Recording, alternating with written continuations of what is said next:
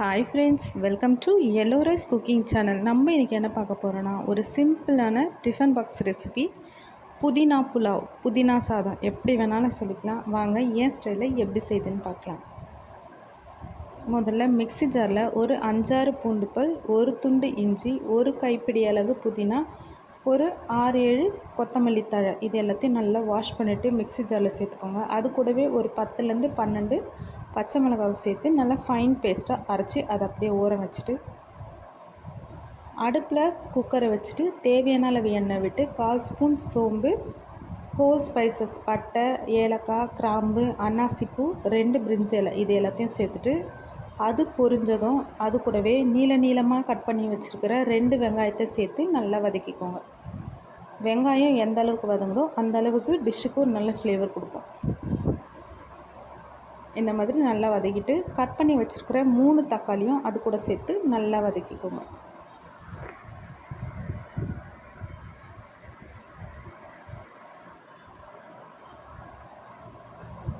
இது கூடவே சாதத்துக்கு தேவையான உப்பு சேர்த்து நல்லா கலக்கி விட்டுக்கோங்க. இப்போ பார்த்திங்கன்னா தக்காளி வெங்காயம் நல்லாவே குழஞ்சி வதங்கி வந்தாச்சு. நம்ம விட்ட எண்ணெயெல்லாம் வெளியே வர ஆரம்பிச்சிச்சு. இந்த ஸ்டேஜில் நம்ம அரைச்சி வச்சுருக்கிற அந்த புதினாவை இது கூட சேர்த்து தண்ணியெல்லாம் வற்றுற அளவுக்கு, புதினாவோட பச்சை ஸ்மெல் போகிற அளவுக்கு நல்லா வதக்கிக்கோங்க. இப்போ பார்த்திங்கன்னா நல்லாவே வதங்கியாச்சு. இந்த ஸ்டேஜில் 1/2 ஸ்பூன் மஞ்சத்தூள் சேர்த்துக்கோங்க. மஞ்சத்தூள் எல்லா இடத்துலையும் படுற மாதிரி நல்லா கலந்து விட்டுக்கோங்க.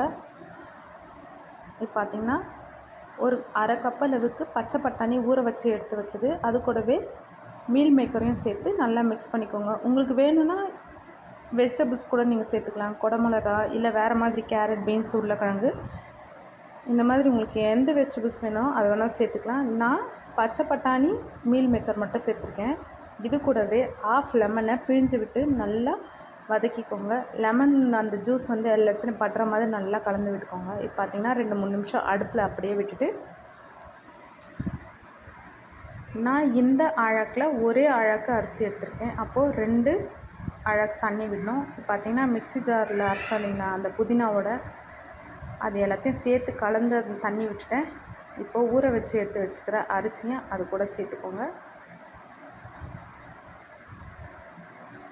தண்ணியெல்லாம் வடிகட்டிட்டு தண்ணி இல்லாமல் அரிசியை சேர்த்துக்கோங்க. சேர்த்துட்டு நல்லா கலரி விட்டுட்டு காரம் உப்பு சரியாக இருக்கான்னு ஒரு தடவை செக் பண்ணிக்கோங்க. நான் எந்த மசாலாவையும் சேர்க்கல. இப்போது குக்கரை மூடி போட்டுட்டு 3 விசில் வரட்டும், அப்படியே விட்டுருங்க. இப்போ பார்த்திங்கன்னா 3 விசில் வந்தாச்சு. அதோட ஸ்டீம் எல்லாத்தையும் எடுத்து விட்டுட்டு பொறுமையாக ஓப்பன் பண்ணிக்கோங்க. ஓப்பன் பண்ணி பார்த்திங்கன்னா நம்மளோட அட்டகாசமான புதினா புலாவ் ரெடி ஆயிடுச்சு.